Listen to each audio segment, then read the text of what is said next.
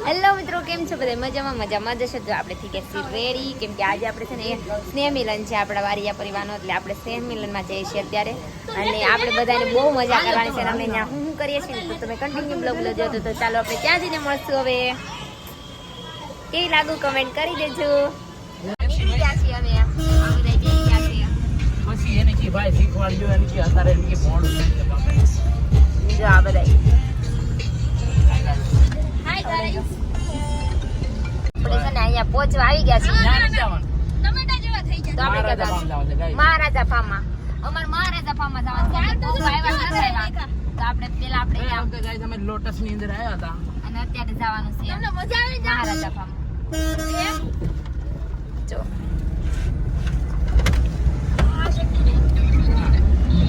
એક વખત અમારું અહીંયા આ ફાર્મમાં હતું લોટસમાં. આ કેમ હાકે છે ઈ તો અમને લાગે આમાં તો લોટસ એમ ઈ કો હાકે છે, પણ અત્યારે ત્યાં નથી. યા પાણીપુરી ખાવા બતાવી. જો આ તૈયાર થઈ થઈને પાણીપુરી ખાવા આવી ગયો. ये स्नैप लवर है, ये लड़का स्नैप लवर. મહારાજા ફાર્મમાં અને જો આપણે જવાનું છે પહેલા ખાને સેન્ટર.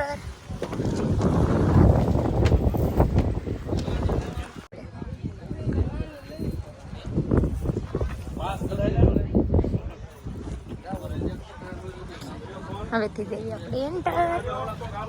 ત્યાં જો આ બધું થઈ છે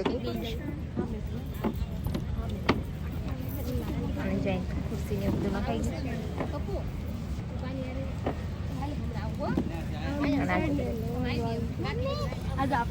અને આમ નહીં કરવાનો છે ડાન્સ. પપ્પા નહીં છે આગળ વધે કાર્યક્રમ શરૂ થવાનો હોવાથી ભાઈઓ બહેનોને હું ફરીવારની અપીલ કરીશ કે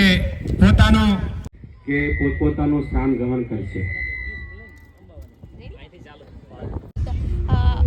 પ્રમુખની સાથે સાથે આપણે પણ આ પરિવારને અને અહીંયા બધા સીટ ને એવું છે, એ બધું આપણે કઈ રીતે ઇનામ વિતરણ કરવાનું છે.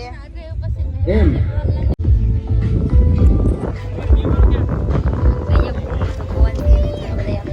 ગાઈસ, મારે બોલવાનું છે. તમને શું લાગે હું બોલી શકીશ? સ્પીચ આપી શકીશ?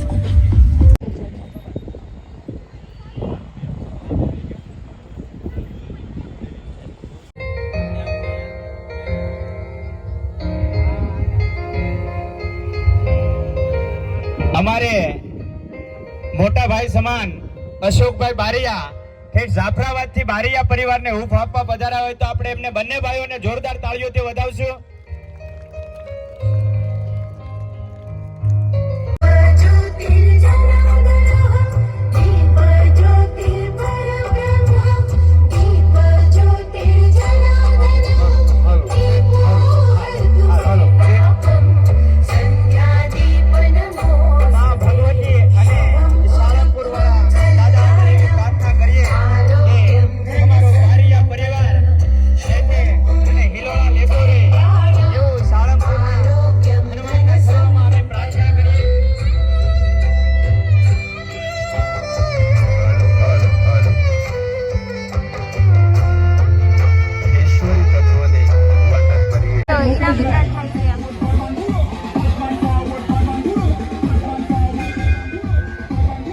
કોઈ પણ સિટીમાં અને કોઈ પણ બ્લડ ગ્રુપનો તો મારો સંપર્ક કરજો, હું વ્યવસ્થા કરાવી આપીશ.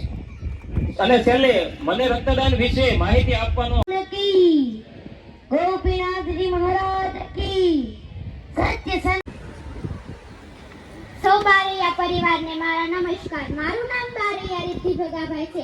હું ધોરણ 8 માં અભ્યાસ કરું છું.